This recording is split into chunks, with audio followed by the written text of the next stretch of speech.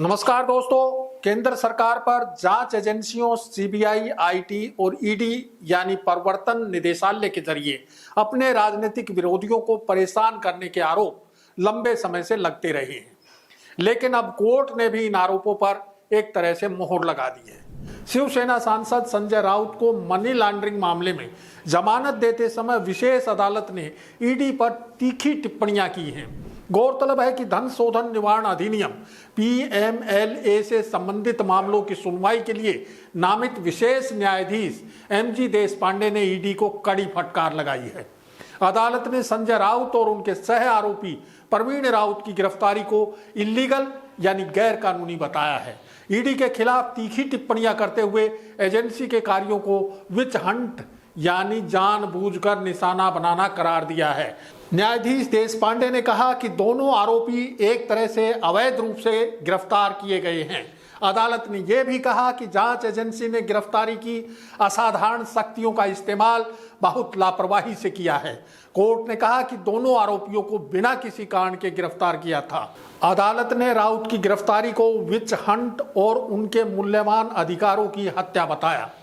विद्वान न्यायाधीश ने कहा कि मामले के मुख्य आरोपी को अब तक गिरफ्तार नहीं किया गया और संजय राउत को पर्याप्त सबूत ना होते हुए भी आनन फानन में गिरफ्तार कर लिया गया। न्यायाधीश ने कड़ी टिप्पणियां करके ईडी को ही कटघरे में खड़ा कर दिया है। वहीं बंबई उच्च न्यायालय ने भी राउत की जमानत पर तत्काल रोक लगाने के प्रवर्तन निदेशालय के अनुरोध को ठुकरा दिया था।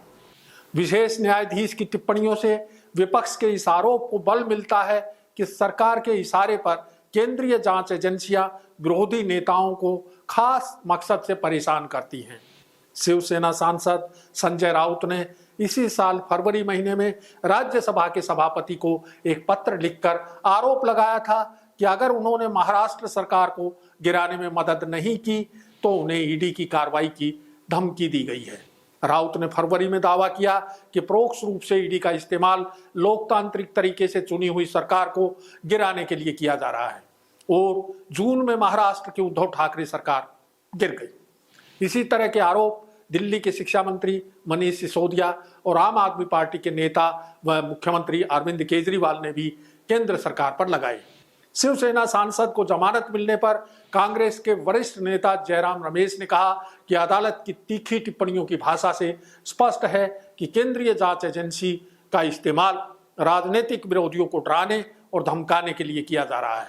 हालांकि कांग्रेस की सरकारों पर भी ईडी और सीबीआई जैसी जांच एजेंसियों के दुरुपयोग के आरोप लगते रहे हैं।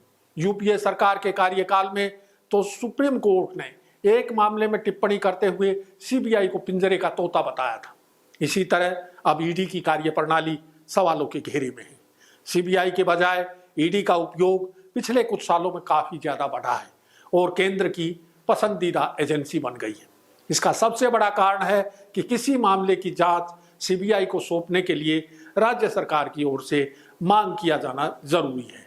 वहीं ईडी जिसका गठन मनी लॉन्ड्रिंग और धन के अवैध लेन देन पर नजर रखने के लिए किया गया है, वो सीधी कार्रवाई कर सकती है। उसमें राज्य सरकार का कोई दखल नहीं होता। इसीलिए ईडी के राजनीतिक दुरुपयोग का खतरा ज्यादा है। गौरतलब है कि पीएमएलए एक्ट 1 जुलाई 2005 से लागू हुआ था। संसद के पिछले सत्र में केंद्रीय मंत्री ने सदन में जानकारी दी कि ईडी ने अपनी स्थापना से लेकर 31 मार्च 2022 तक पीएमएलए के तहत 5,452 मामले दर्ज किए थे। इनमें करीब 1,04,702 करोड़ रुपए की संपत्तियों को अटैच किया गया। इस दौरान 922 केस में चार्जशीट दाखिल की गई। इस अवधि में 869 करोड़ से ज्यादा की संपत्ति जब्त की गई और 23 केस में दोषियों को सजा हो पाई। चार्जशीट दाखिल करने की गति और केस को अंतिम मुकाम तक पहुंचाने के आंकड़ों से ईडी की जांच प्रक्रिया का सहज अंदाजा लगाया जा सकता है। केंद्रीय जांच एजेंसियों के दुरुपयोग की यह प्रवृत्ति पिछले 8 साल में ज्यादा बढ़ी है। ये चिंता का विषय है। इससे जांच एजेंसियों की साख तो गिर ही रही है, केंद्र की भूमिका पर भी सवाल उठ रहे हैं। अंग्रेजी अखबार इंडियन एक्सप्रेस की पड़ताल में सामने आया कि 2014 के बाद से 121 प्रमुख राजनेता ईडी की जांच के दायरे में आए। इनमें से 115 विपक्ष के हैं। यह सही है कि ईडी ने अब तक जितने नेताओं के खिलाफ कार्रवाई की है उन सभी पर भ्रष्टाचार के आरोप हैं। उनके यहाँ से छापे में भारी मात्रा में नकदी पकड़ी गई है।